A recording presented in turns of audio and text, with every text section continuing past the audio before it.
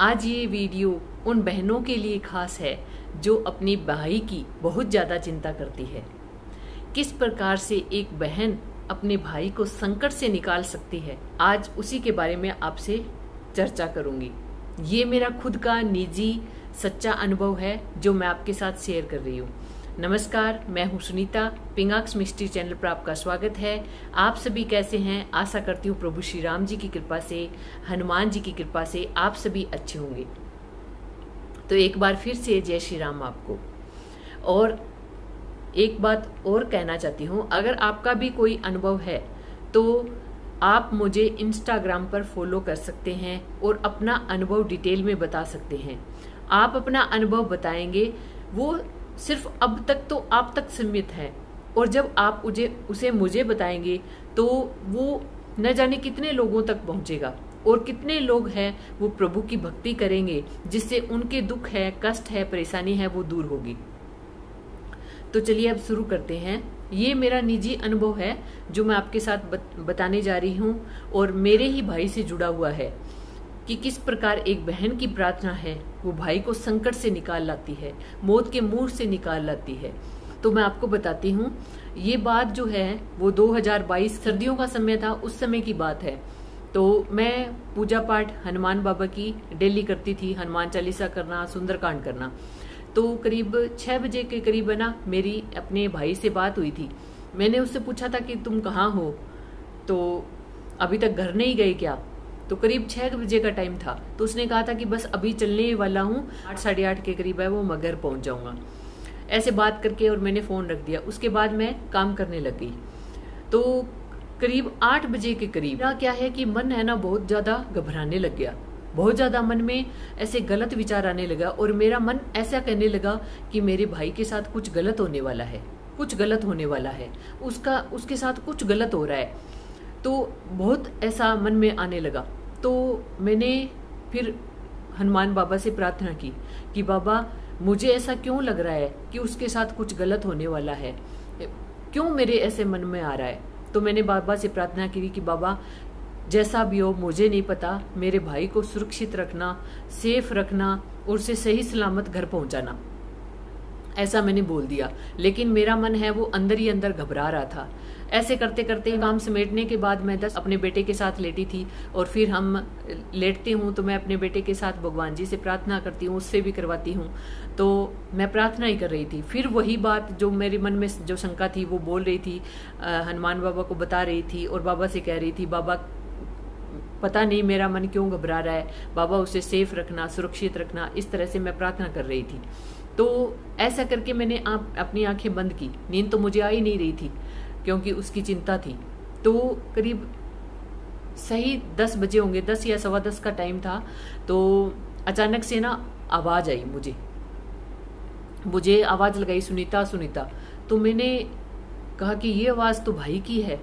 तो मैं झट से खड़ी हुई और मैंने गेट खोला।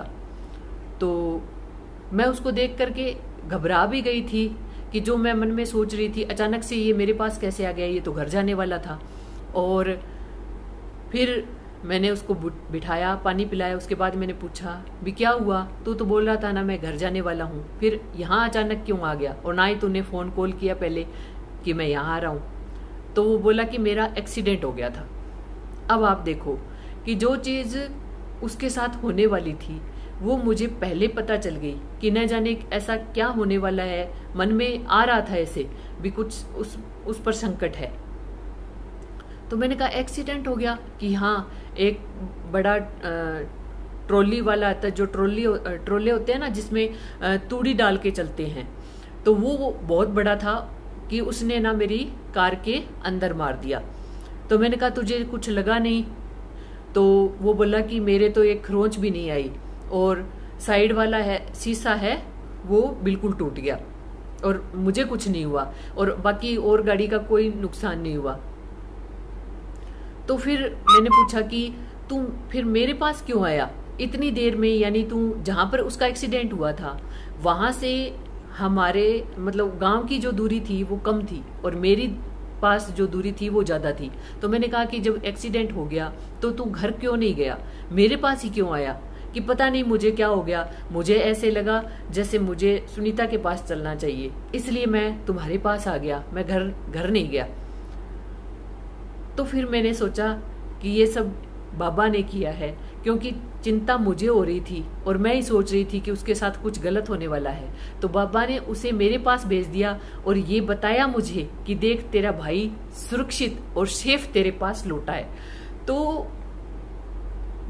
आप देखिए कि जब हम विश्वास के साथ प्रभु से प्रार्थना करते हैं तो प्रभु किस प्रकार से हमारी सुनते हैं।